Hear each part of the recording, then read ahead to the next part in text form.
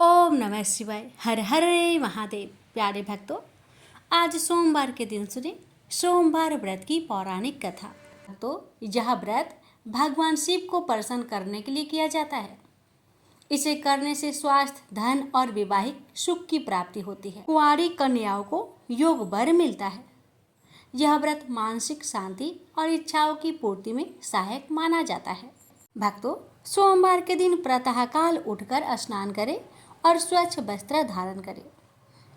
व्रत का संकल्प ले ओम नमः शिवाय मंत्र का जाप करते हुए शिवलिंग का दूध, दही, घी, शहद और गंगा जल से अभिषेक करें। बेलपत्र, धतूरा, आग, चावल और भस्म भगवान शिव को अर्पित करें। शिव चालीसा, सोमवार व्रत कथा और आरती करें। दिन भर व्रत रखें। यह व्रत निर्जला, फलाहार या एक समय भोजन के रूप में किया जा सकता है। शाम को पुनः पूजा करके व्रत कथा सुने और प्रसाद वितरण करें। अब सुनिए व्रत कथा। ओम नमः शिवाय। प्यारे भक्तों, आज आप सभी श्रवण करें सोमवार व्रत की महापुण्य फल देने वाली कथा। सोमवार का व्रत चंद्रदेव और भगवान भोलेनाथ की अर्चना हेतु किया जाता है। इस व्रत को श्रद्धा पूर्वक करने से मानसिक कलेशों से छुटकारा मिलता है एवं सभी मनोकामनाएं पूर्ण होती है। सोमवार के दिन उपवास रखकर भगवान शंकर, माँ पार्वती की पूजा अर्चना करनी चाहिए तथा दिन में एक बार भोजन करना चाहिए।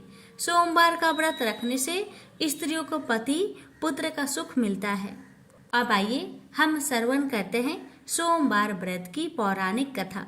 कथा को बड़े ही श्रद्धा प्रसन्नचित मन से पूरा अवश्य सुनेगा और दूसरे भक्तों के पास भी शेयर कीजिएगा और कमेंट बॉक्स में हर हर महादेव अवश्य लिखेगा। कथा इस प्रकार है। किसी नगर में एक धनी व्यापारी रहता था।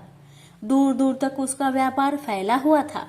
नगर के सभी लोग उस व्यापारी का सम्मान करते थे। इतना सब कुछ संपन्न होने के बाद भी वह व्यापारी बहुत दुखी था, क्योंकि उसका कोई पुत्र नहीं था, जिस कारण अपने मृत्यु के पश्चात व्यापार के उत्तराधिकारी की चिंता उसे हमेशा सताती रहती थी।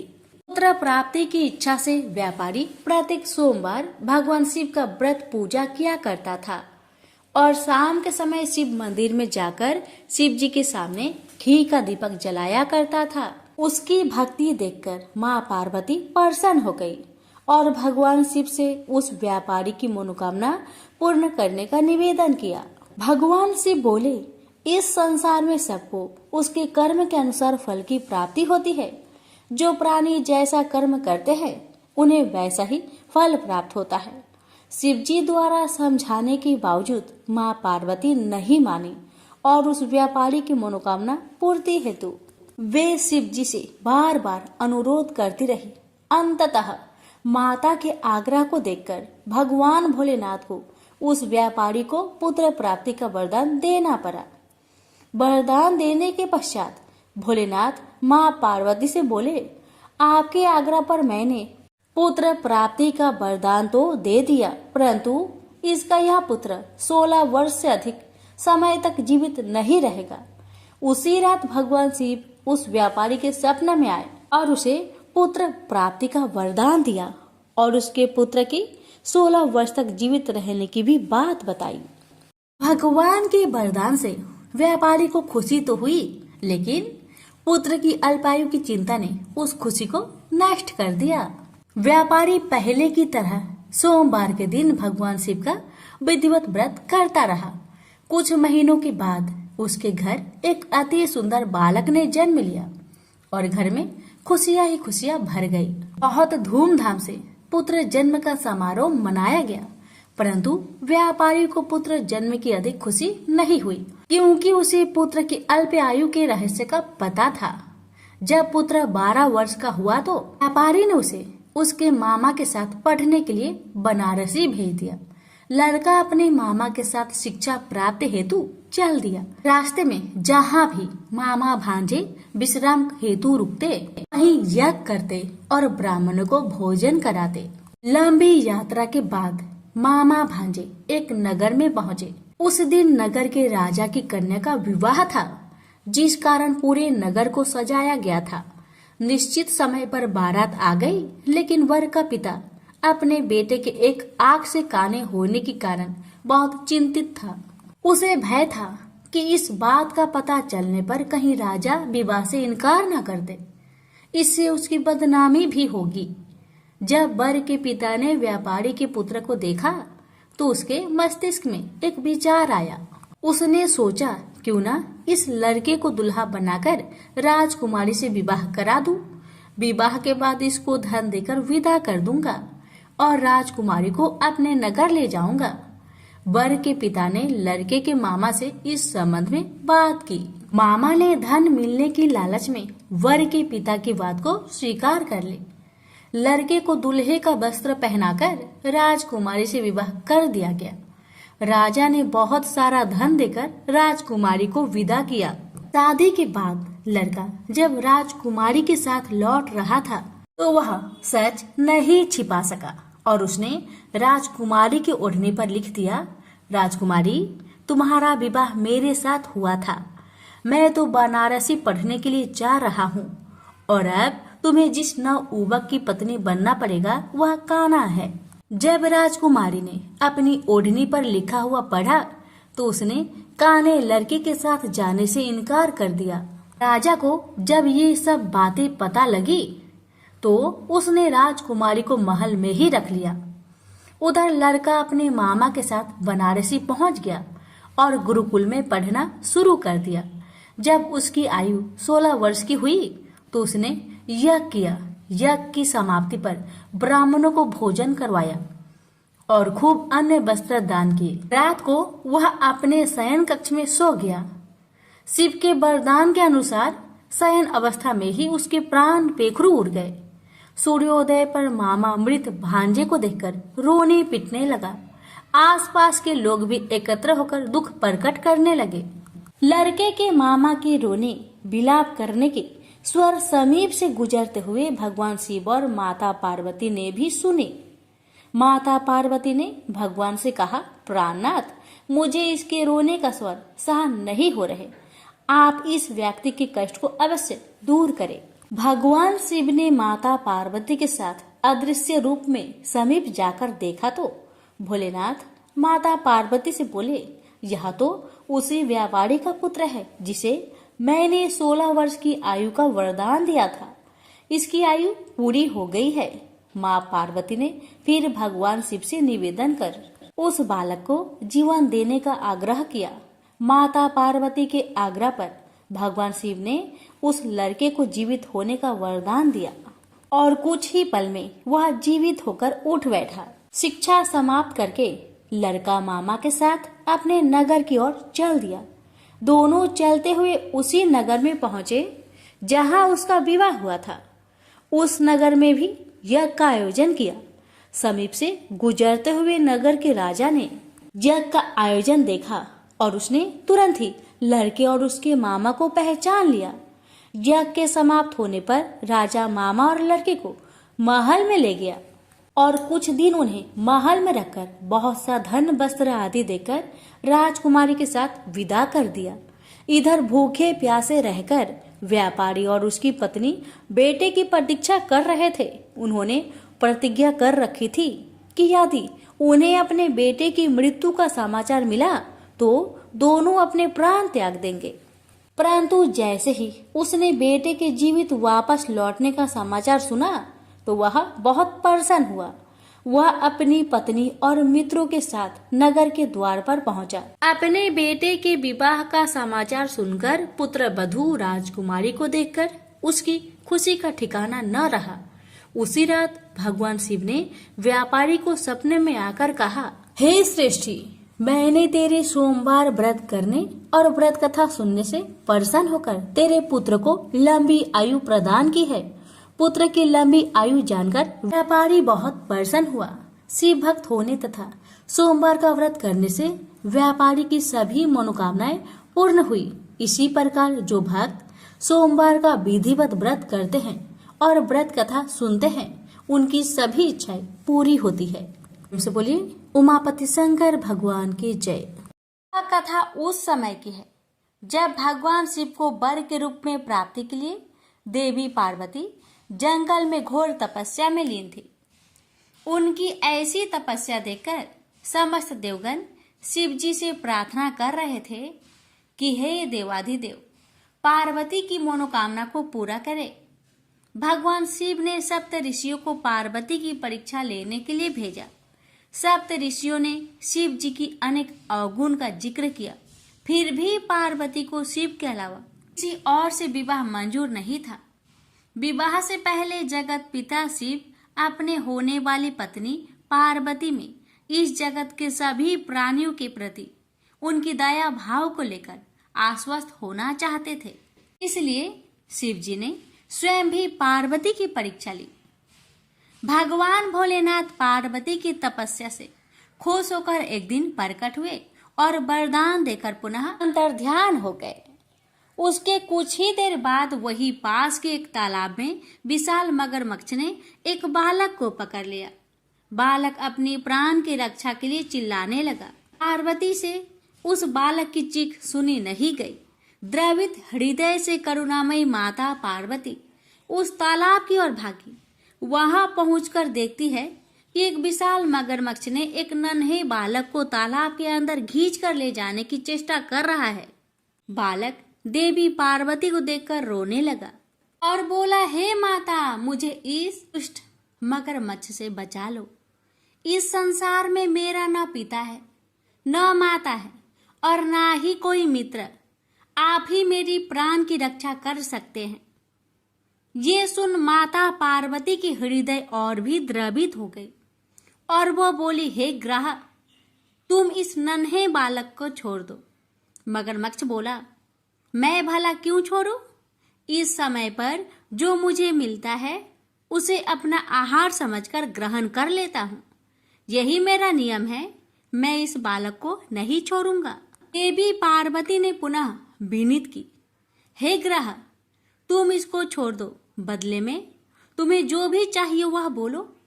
मगरमच्छ बोला, मैं एक ही शर्त पर इस बालक को छोड़ सकता हूँ।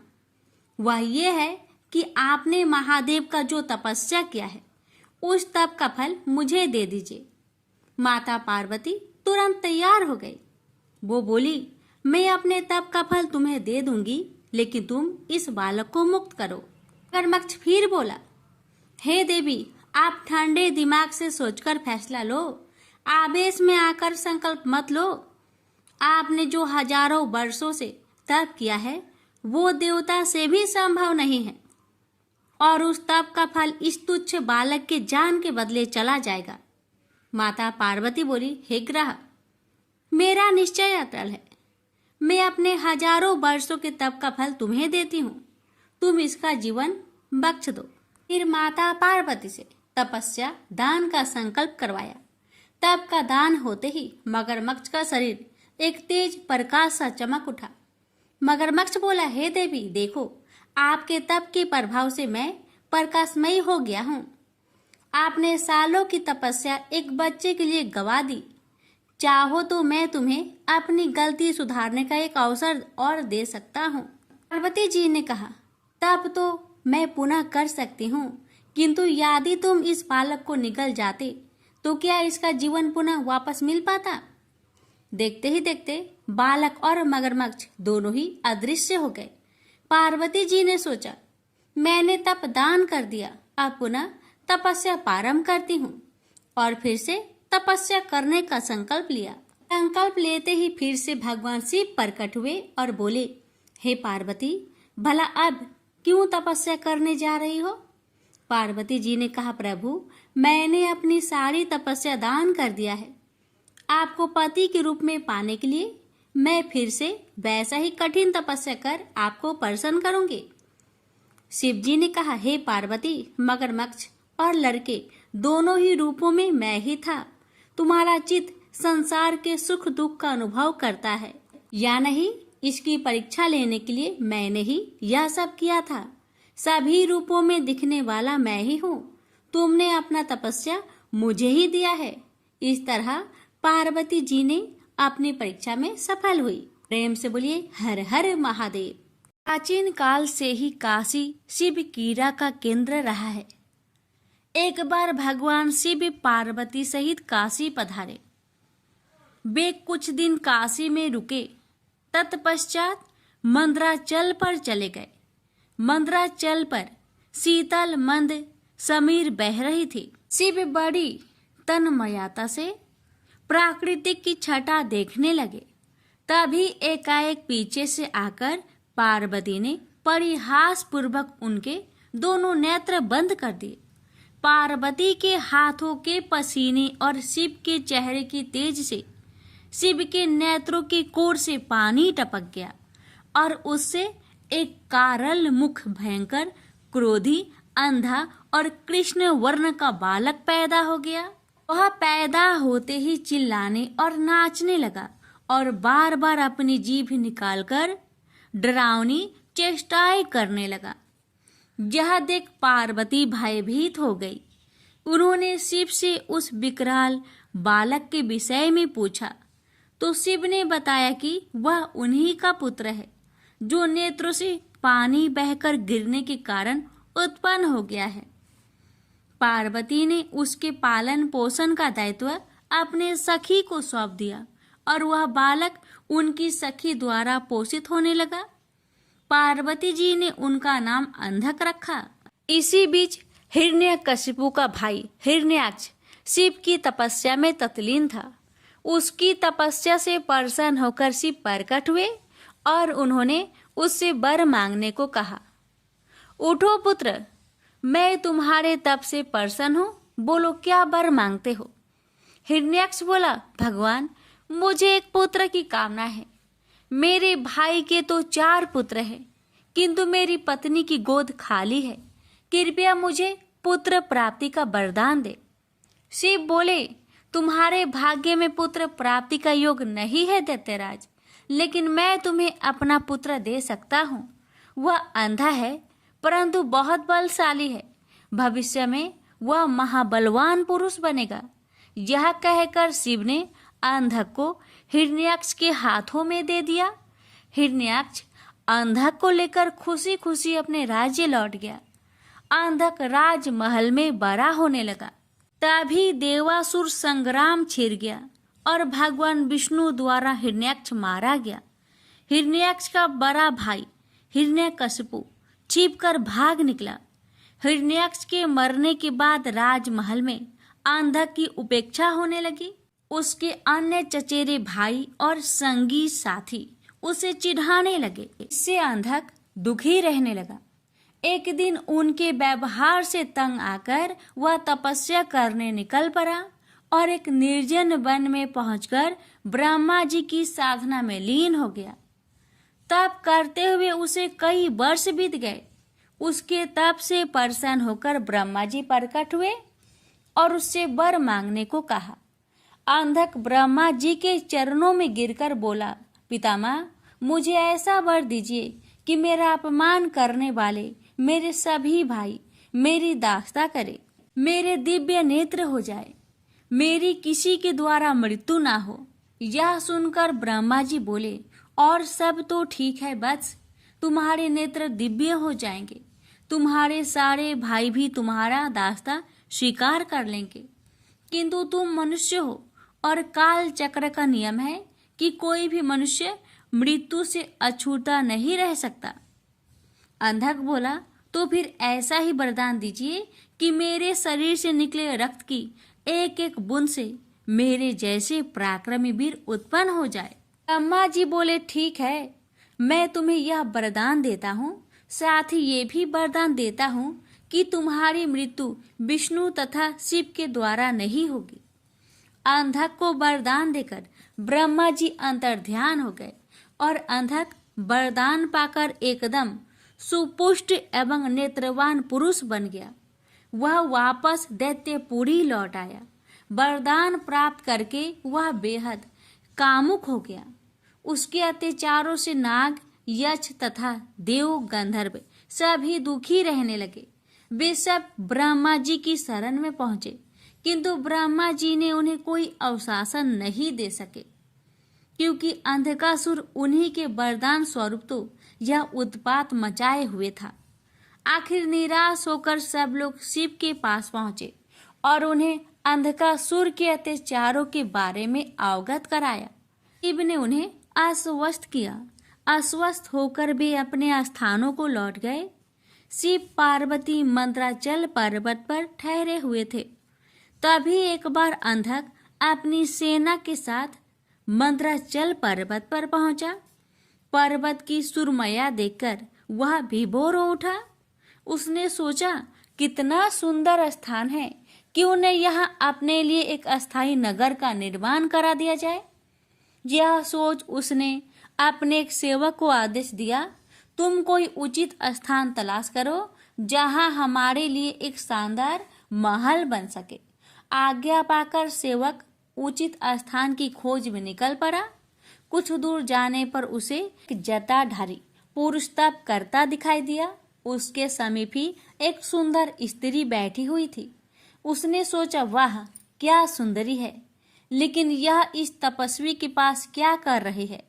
इसे तो राजमहल की शोभा होनी चाहिए, चलकर महाराज को सूचित करूं। यह सोचकर वह वापस लौट आया और अंधक को सारा वृत्तांत कह सुनाया। सुनकर अंधक बोला, फिर से जाओ और उस सुंदरी को उठाकर मेरे पास ले आओ और उसके साथ के तपस्वी पुरुष को कह देना कि मैं दैत्यराज अंधक का दूत हूँ और उनके लिए इस सुंदरी को ले जाना चाहता हूँ। दूत पुनः उसी स्थान पर जा पहुंचा। तब तक शिव भजन पूजा से निवृत्त हो चुके थे। उसने अपने स्वामी अंधक का आदेश उन्हें कह सुनाया। सुनकर शिव ने उनसे कहा, जाओ अपने महाराज से कह देना कि किसी की पत्नी पर कुदृष्टि डालना बहुत ही अनुचित कार्य होता है। यह सुनकर दूत वापस लौट आया। उसने अंधक को शिव द्वारा दिया गया उत्तर सुना दिया। सुनकर अंधक गुस्से से आग बबूला हो उठा।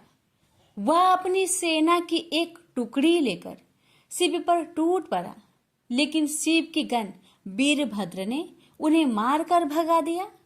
अंधक के सेनापति नील ने मायावी हाथी का भेष धारण किया और वह शिव गणों की ओर लपका।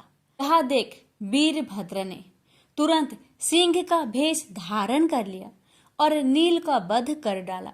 दूसरी ओर नंदी अंधक से युद्ध कर रहा था। उसने इतने प्रबल वेग से आक्रमण किया कि अंधक को जान बचाने के अलावा और कुछ न सूझ सका और वह अपनी सेना सहित भाग गया। अंधक के पराजित होकर भागने के पश्चात शिव पशुपत नामक व्रत करने लगे। पार्वती को उन्होंने मंद्राचल स्थित देवी मंदिर में भेज दिया और शिव के गण देवी के मंदिर पर पहरा देने लगे। अंधक अपनी पराजय को न भूल सका।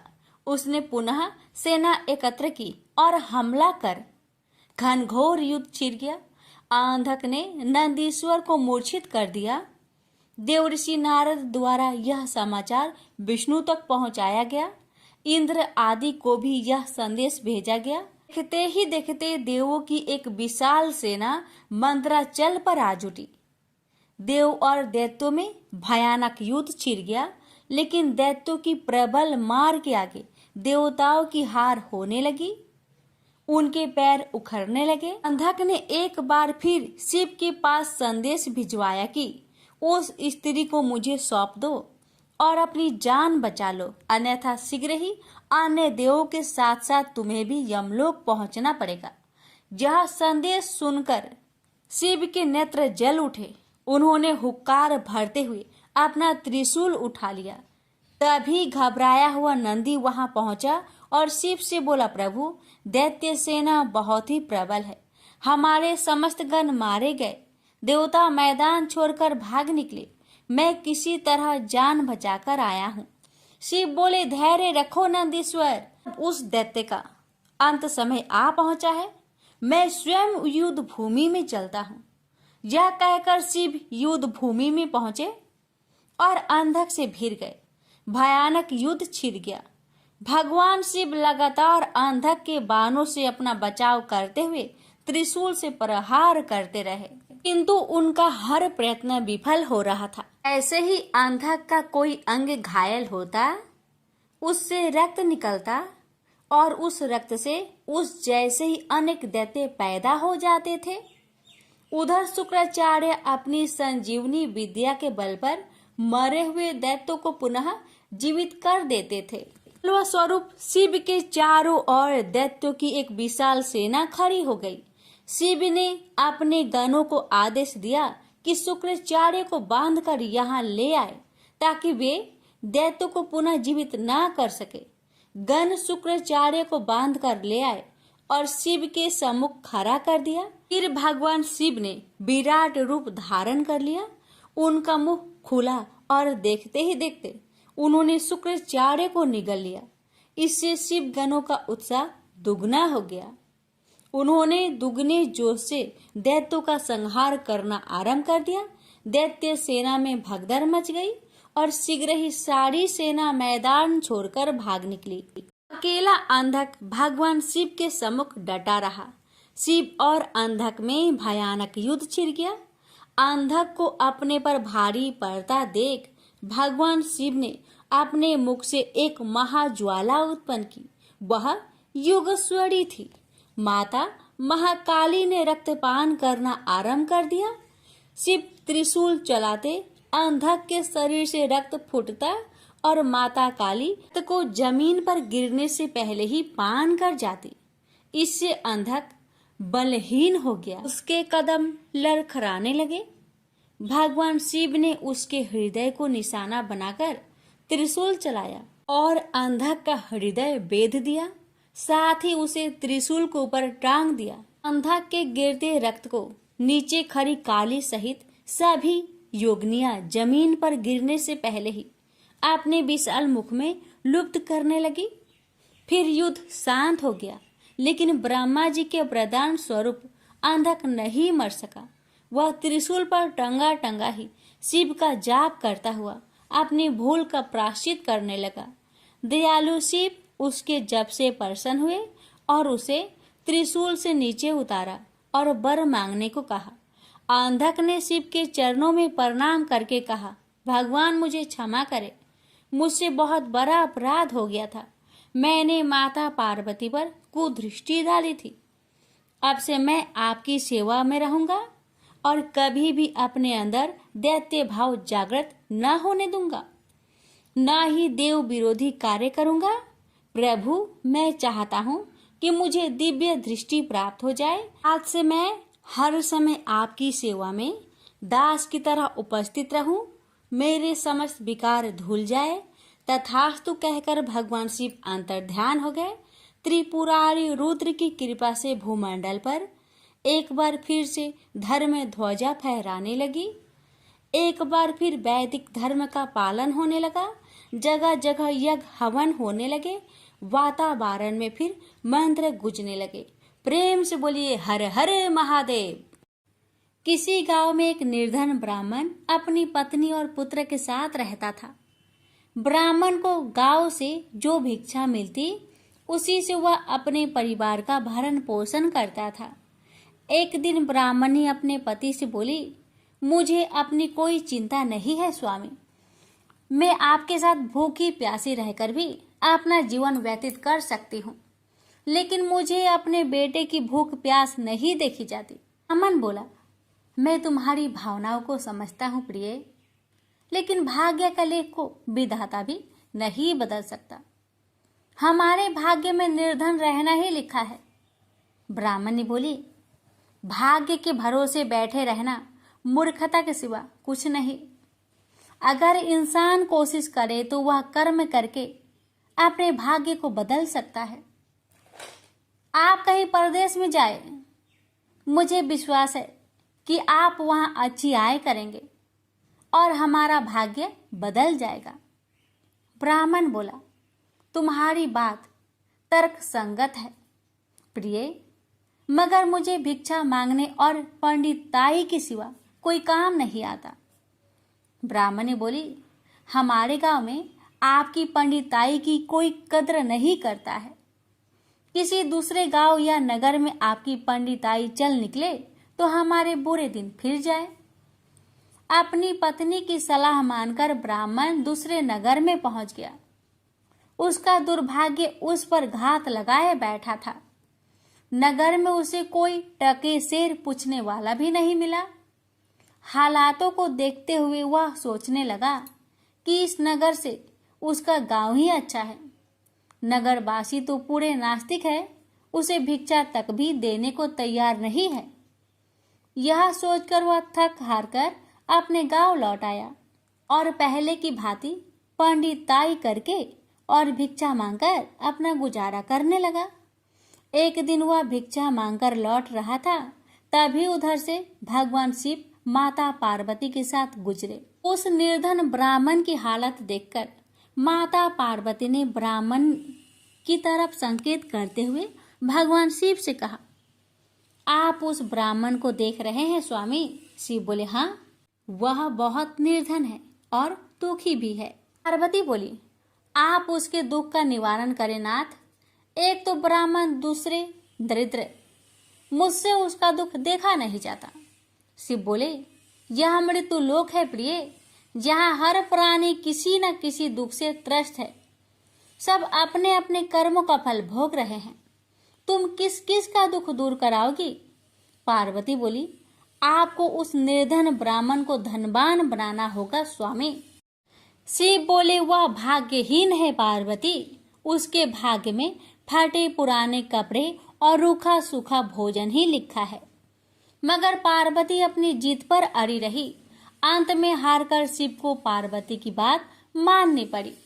उन्होंने उस रास्ते में, जिस रास्ते से ब्राह्मण जा रहा था, सोने की एक ईंट डाल दी।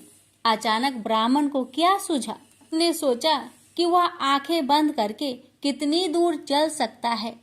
यह सोचकर वह अपनी आंखें बंद करके चलने लगा और सोने की ईंट के बिल्कुल समीप से होकर आगे गुजर गया।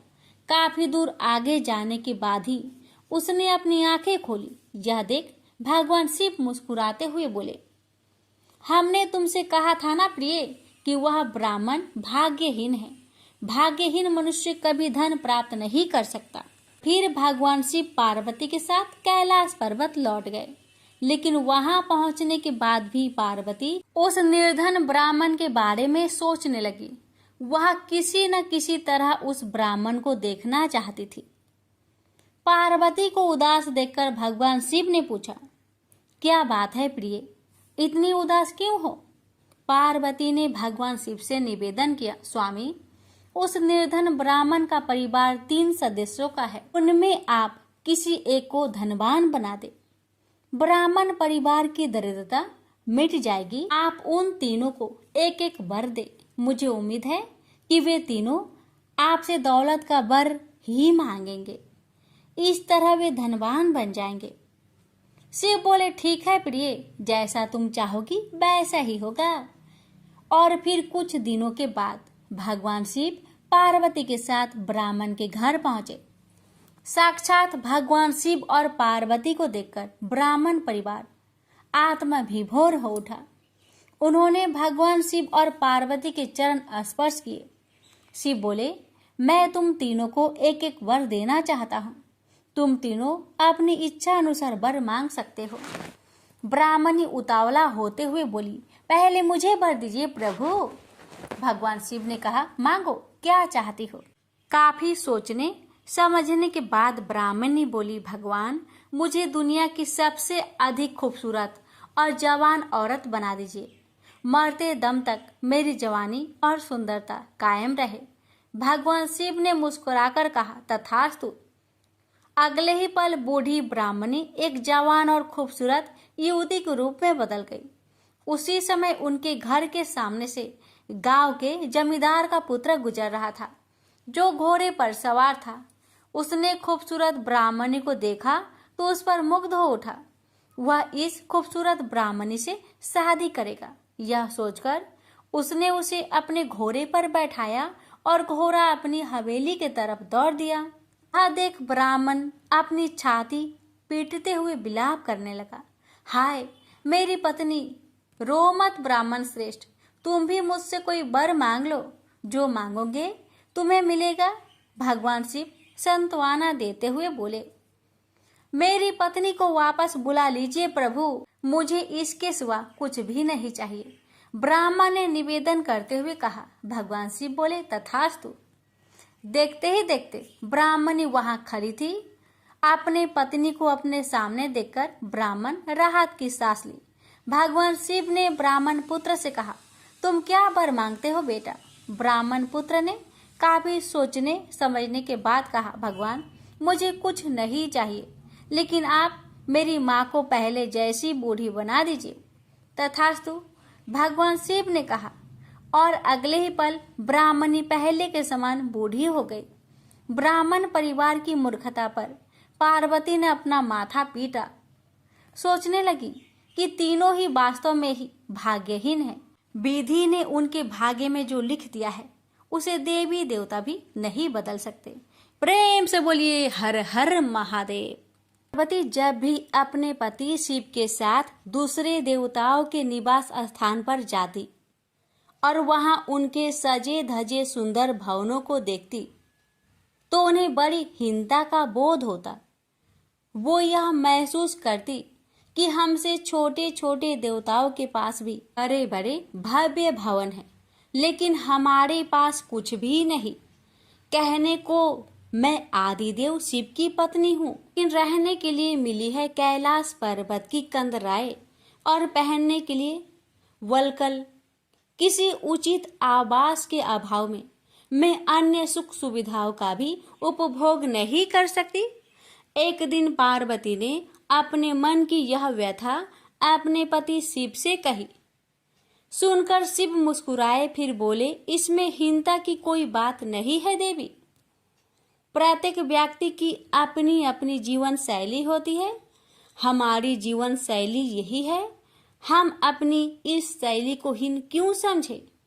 अन्य देवगण प्राकृतिक से बहुत दूर है, जबकि हम प्राकृतिक की गोद में निवास करते हैं।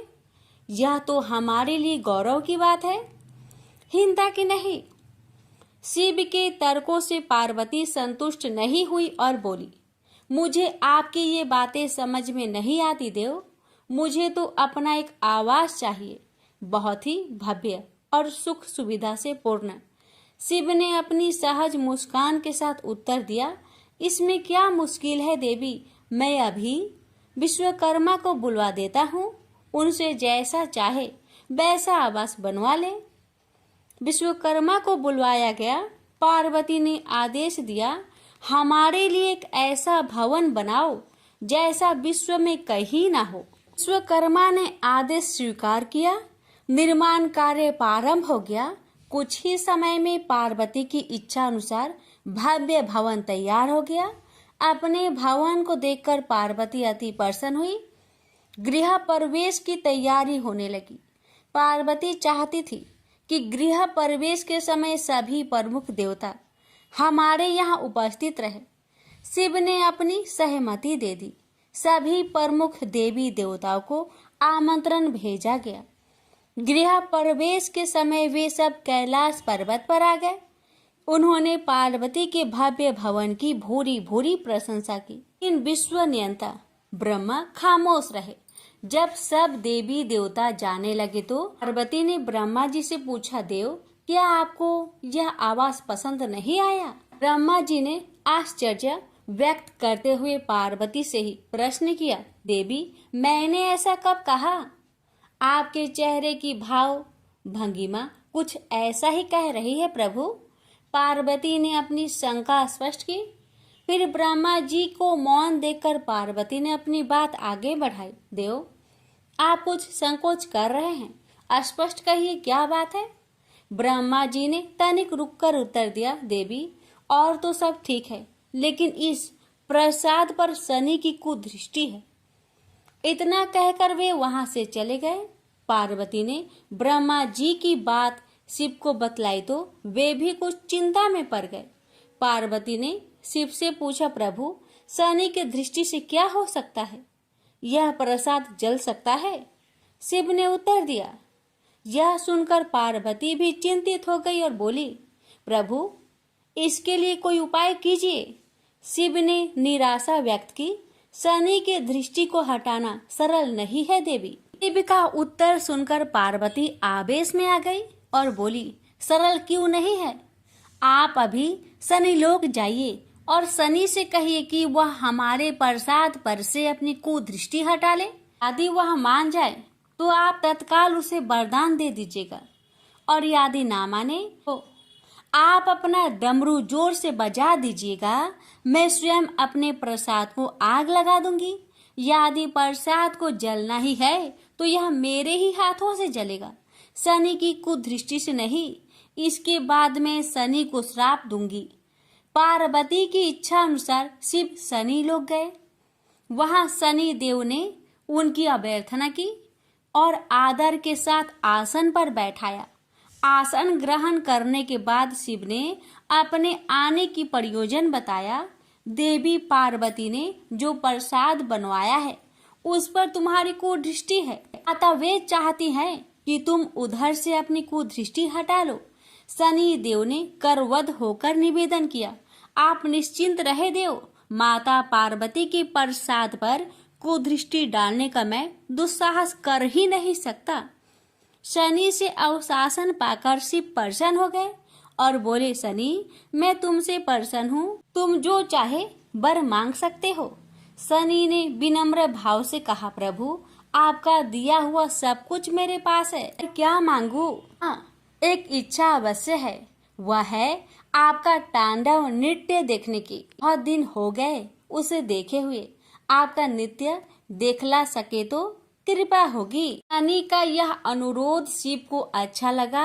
उन्होंने तत्काल अपना डमरू उठा लिया और लगे नृत्य करने। भोले भंडारी ये भी भूल गए कि माता पार्वती ने डमरू की आवाज सुनकर अपने नव निर्मित प्रसाद को जला देने की बात कही थी। बस डमरू बजा बजा कर वे नृत्य करते रहे।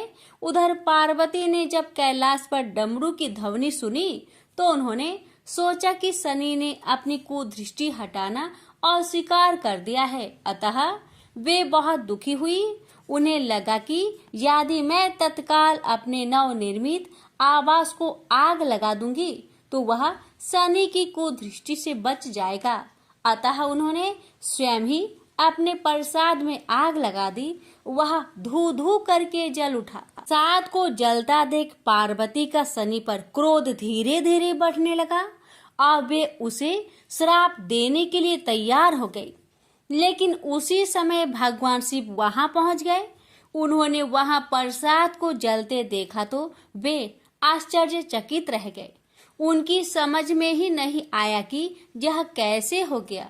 फिर अचानक उन्हें सब कुछ स्मरण हो आया। अपनी भूल का उन्हें एहसास हुआ। उन्होंने पार्वती जी को सब कुछ कह सुनाया। सच्चाई जानकर पार्वती को भी अपने जल्दबाजी पर दुख हुआ। अब शनि को श्राप देने का कोई अर्थ नहीं था। प्रत्यक्षतः उसका कहीं कोई अपराध नहीं था।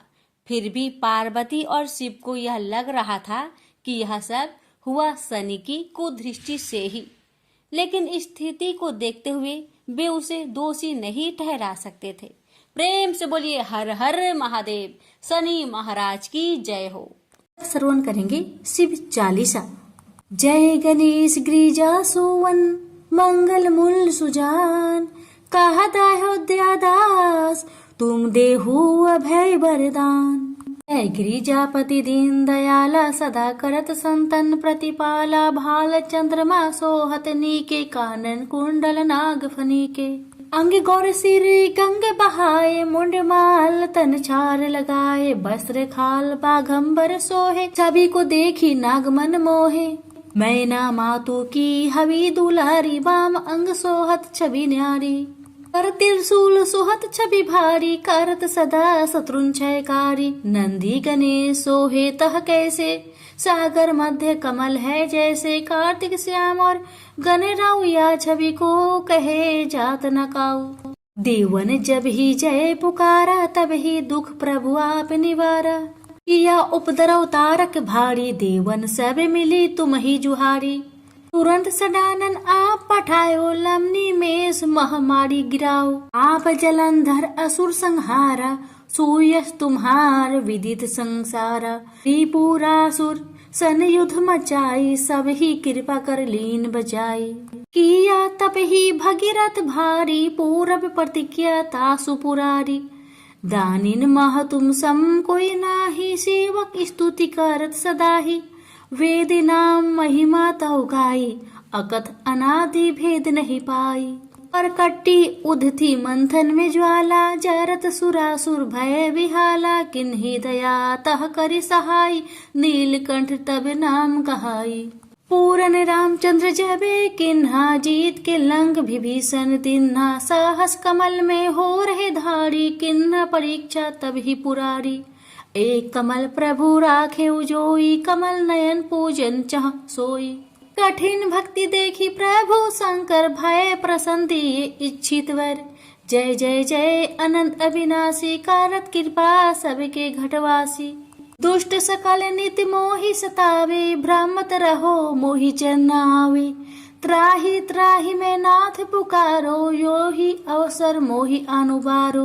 हे त्रिशूल शत्रुन को मारो, संकट से मोहि आन उबारो। माता पिता भ्राता सब होई, संकट में पूछत नाही कोई। स्वामी एक है आस तुम्हारी, आए हरहु मम संकट भारी। धन निर्धन को देत सदा ही, जो कोई जाचे सो फल पाही। स्तुति की है विधि करे तुम्हारी, क्षमहु नाथ अब चूके हमारी।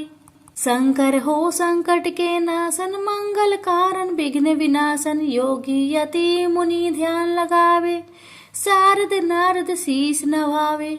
नमो नमो जय नमः शिवाय, सुर ब्रह्मादि के पार न लाए। जो यह पाठ करे मन लाई, तापर होत है शंभु सहाय। प्रिनिया जो कोई हो अधिकारी, पाठ करे सो पावन हारी। पुत्रहीन कर इच्छा जोई, निश्चय शिव प्रसाद ते ही होई।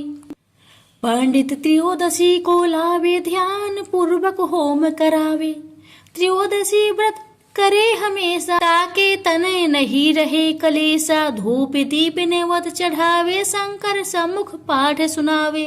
जन्म जन्म के पाप नसावे, अंत धाम शिवपुर में पावे। कहे अयोध्या दास आस तुम्हारी, जानी सकल दुख हरहु हमारी। नीति नेम कर प्रताही, पाठ करो चालीसा। तुम मेरी मनोकामना, पूर्ण करो जगदीश। प्रेम से बोलिए हर हर महादेव। माता पार्वती की जय। शिव जी की आरती। ओम जय शिव ओंकारा, स्वामी जय शिव ओंकारा। ब्रह्मा विष्णु सदा शिव, अर्धांगी धारा। ओम जय शिव ओंकारा, स्वामी जय शिव ओंकारा। एकानन चतुरानन पंचानन राजे, हंसानन गरुरासन वृषवाहन साजे। ओम जय शिव ओंकारा, स्वामी जय शिव ओंकारा। दो भुज चार चतुर्भुज, 10 भुज अति सोहे। त्रिगुण रूप निरखते, त्रिभुवन जन मोहे। अच्छी माला बने माला, मुंड माला धारी। त्रिपुरारी कंसारी, करे माला धारी। श्वेतांबर पीतांबर, बाघंबर अंगे। सनकादिकी गरुणादिकी, भूतादिकी संगे। कर के माध्य का मंडलु, चक्र त्रिशूली धारी। सुखकारी दुखहारी, जग पालनकारी। ब्रह्मा विष्णु सदा शिव, जानत अविवेका। मधु के टप दो मारे, सुर भयहीन करे। लक्ष्मी व सावित्री पार्वती संगा। पार्वती अर्धांगी, शिव लहरी गंगा। पर्वत सोहे पार्वती शंकर कैलासा। भांग धतुर का भोजन भस्मी में वासा। जटा में गंग बहत है गल मुंडन माला। शेष नाग लिपटावत ओढ़त मृगी छाला।